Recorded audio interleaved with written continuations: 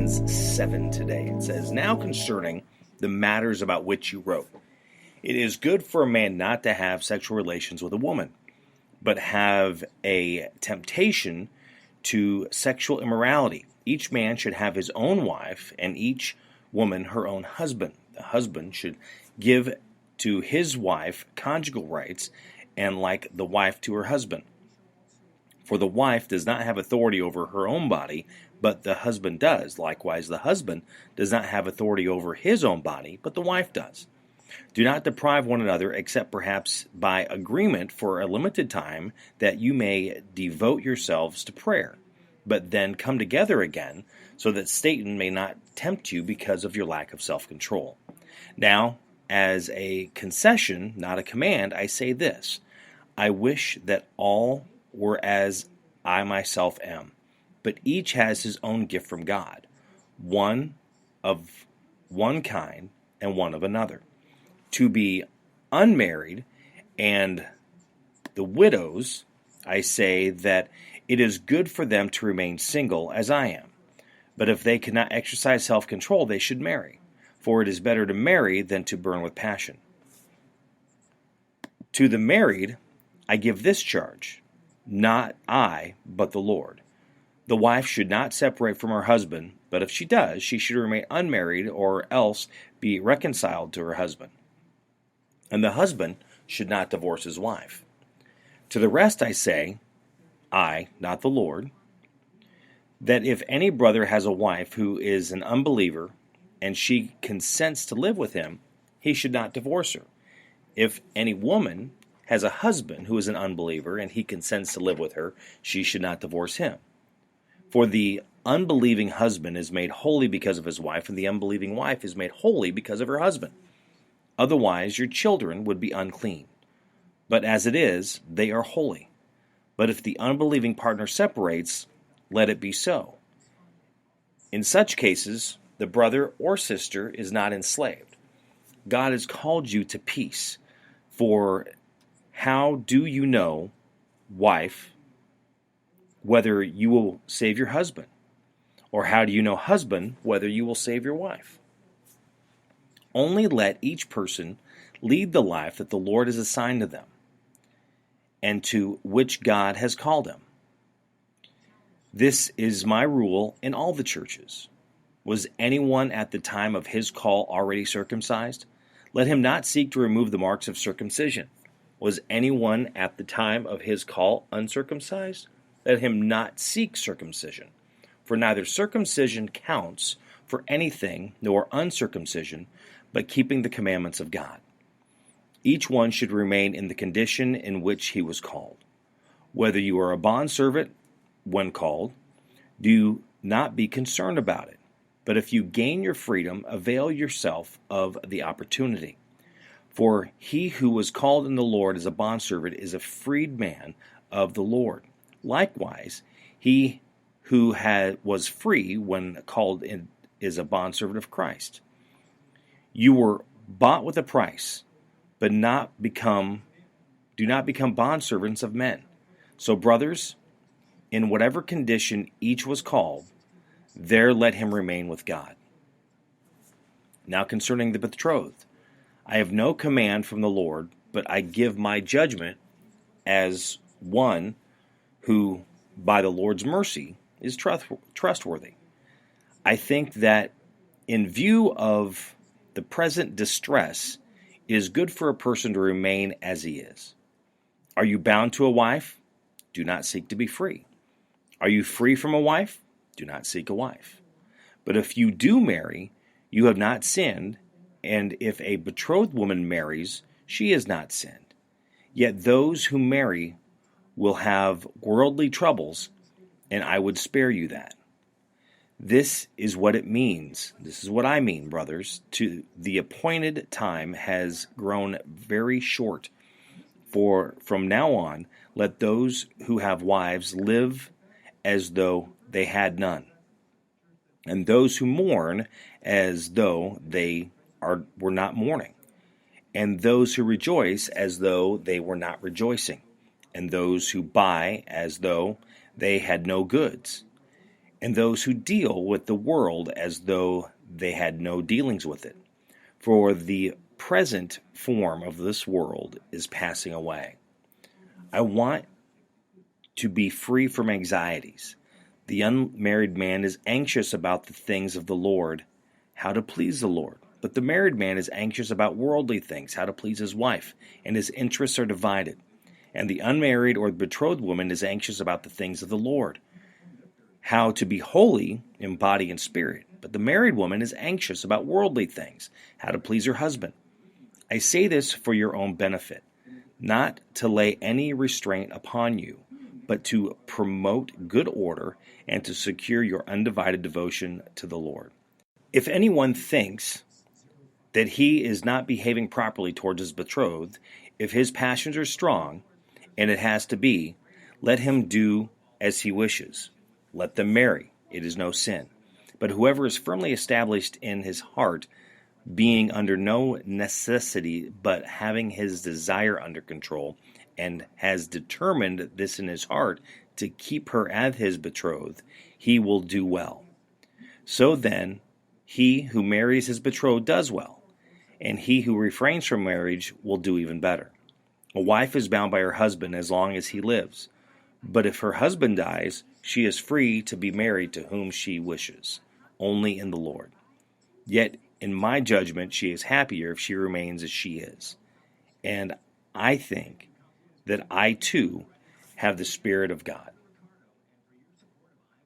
1 Corinthians 7.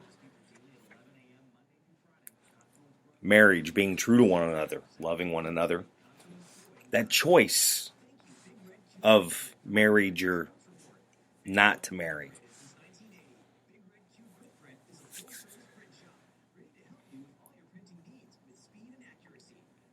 This is one of those things that deep discussion for many years of what people deciding. I know in a earlier reading over the past couple weeks, it was talking about being unequally yoked. And that kind of comes in here as well.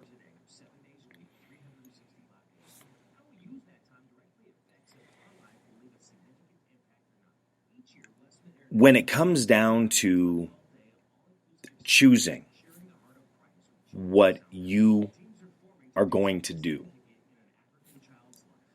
marrying, not marrying, what your passion is going to be, your job, your career, God, looking at the spiritual piece of everything. But it's not just about the marriage part, but it's about, living who you are, being who you are to be in God, through God. It's an interesting piece when you really break into that, when you look how the world acts in comparison to what it says here. I mean, we're talking about the bondservants in the middle, and it says, do not become a bondservant if you're not one. But yet we get a job and we feel that that's kind of what happens because they expect every little piece out of us.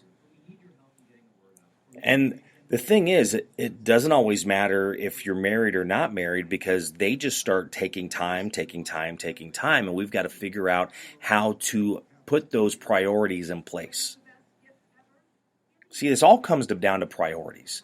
So if you're single, looking to be married, or single staying to be married, again, where are your priorities? Being a Christian, the number one priority is always God. Family comes second. And then myself. It comes third. There are lots of things that cause us to be distracted. And we need to be able to prioritize or budget our time, budget our thinking, where we're going to deal with that so we're able to not overwhelm ourselves when we're trying to get things done. I've been married twice, and I know what that's like when you have a family at home and someone at home. course, I also know the divorce side of that, when you have your obligations that you're also trying to take care of and make sure that there are just so many distractions that we have. And we've been hearing people talk about how, as we're going through the crisis right now, with the spread of the coronavirus, it's pretty much shut down the world, shut down America. It's causing us to actually stop because we're not able to do anything. And again, lots of people have lost their jobs. They've got to rethink things now. How are we going to do this? How are we going to now find something else? I was talking to some friends over the past week or two, and comparing this to everything that happened in 2008 with all the job losses that happened in America due to the real estate crisis when everything crashed. It's another piece that we've got to try and figure out how to work our way through.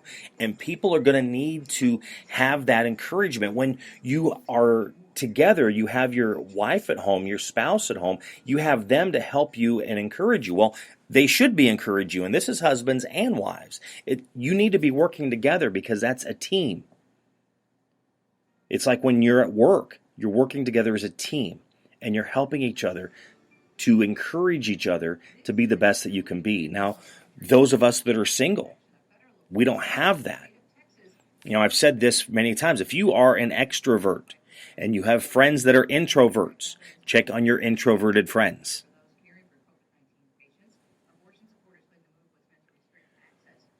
When you are trying to figure out your priorities and to budget your time on how you need to do things, going to the gym, reading, just taking that time out for you to decompress, to relieve that stress every day.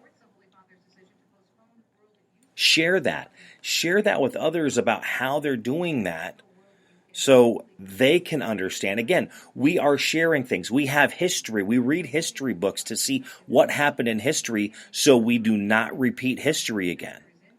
But unfortunately, we see how many times that we do repeat history because people are not paying attention to what happened. It's funny because I talk to people about what we're going through now, and then you start hearing about conspiracy theories. And, you want a conspiracy theory, I can come up with them just as good as the rest of them. I can. But we got to remember that as we are in this together, and even when we're not in a crisis, we're still in this together. We still have to deal with each other on a daily basis and live with one another every day in our neighborhood, in our job. And how are we doing to be the best that we can be to help them, to help others, to help me, to help myself be the best that I can be for others around me? Figure out that way to prioritize and how to put everything together. Figuring out how to budget time. Now you're getting all this time that you're spending it with your family and you're enjoying it. How are you still going to spend that time with your family when this is done and we're back to normal or whatever that new normal is going to be?